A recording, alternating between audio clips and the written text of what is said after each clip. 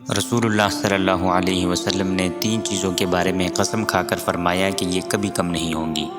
Number 1 فرمایا کہ صدقہ کرنے سے مال کم نہیں ہوتا۔ نمبر 2 معاف کر دینے سے معاف کرنے والے کی عزت کم نہیں ہوتی۔ نمبر 3 لوگوں کے سامنے ہاتھ پھیلانے والے کا فقر کم نہیں ہوتا، یعنی لوگوں کے سامنے اپنی ضرورتیں پیش کرنے والا اور فقیر ہو جاتا ہے۔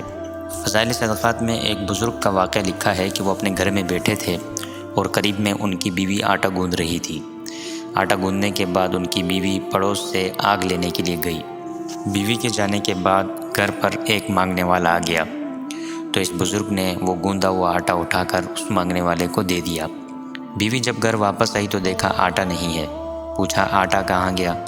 تو بزرگ نے فرمایا کہ روٹیاں لگوانے کے لیے بھجوا دیا ہے۔ بیوی کو یہ سن کر یقین نہ آیا تو وہ اصرار کرنے لگی کہ بتاؤ مجھے کہ آٹا کہاں گیا؟ تو اس بزرگ نے فرمایا کہ باہر مانگنے والا آیا تھا، میں نے یہ آٹا اٹھا کر اس مانگنے والے کو دے دیا۔ یہ سن کر وہ بیوی جھگڑنے لگی اور کہنے لگی کہ گھر میں آپ کو معلوم ہے کہ اس کے علاوہ اور کوئی آٹا نہیں ہے اور کچھ کھانے کو بھی نہیں ہے اور ہم سب بھوکے بھی ہیں، اس کے باوجود آپ نے مانگنے والے کو وہ سارا آٹا دے دیا، تو ایسا کیوں کیا؟ اب ہمارا کیا ہوگا؟ ابھی بیوی باتیں کر ہی رہی تھی اور جھگڑ ہی رہی تھی کہ اتنے میں دروازے پر دوبارہ دستک ہوئی۔ جب جا کر دیکھا تو ایک آدمی بہت بڑا پیالہ اٹھائے ہوئے ہے اور اس میں گوشت اور روٹیاں پڑی ہوئی ہیں اور وہ ہدیہ دینے آیا ہوا تھا۔ یہ دیکھ کر اس بزرگ نے فرمایا کہ دیکھا کتنی جلدی پکا کر لے آئے اور روٹیوں کے ساتھ ساتھ سالن بھی لے کر آ گئے۔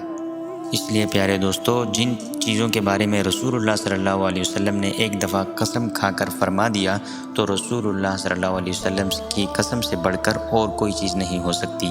جب آپ نے فرما دیا کہ صدقہ کرنے سے مال کم نہیں ہوگا تو جان لیجئے کہ یقیناً کم نہیں ہوگا، اور کھل کر صدقہ کیجئے۔ اور جب آپ صلی اللہ علیہ وسلم نے فرما دیا کہ ظلم کرنے والے کو معاف کر دینے سے عزت کم نہیں ہوتی، تو یقین جان لیجئے کہ عزت واقعی کم نہیں ہوگی، تو معاف کرنے کا اہتمام کیجئے۔ جب رسول اللہ صلی اللہ علیہ وسلم نے قسم کھا کر فرما دیا کہ لوگوں سے بھیک مانگنے والے کا مال اور کم ہوگا اور اس کا فقر کبھی ختم نہیں ہوگا، یہ اور زیادہ فقیر ہوگا، تو اس بات پر بھی یقین کر لیجئے اور لوگوں سے مانگنے سے گریز کیجئے، جس کے پاس دنیا اور آخرت کے خزانے ہیں، جو میرا اور آپ کا پالنے والا ہے اور جس نے رزق کا ذمہ لے رکھا ہے۔ اس رب سے مانگیے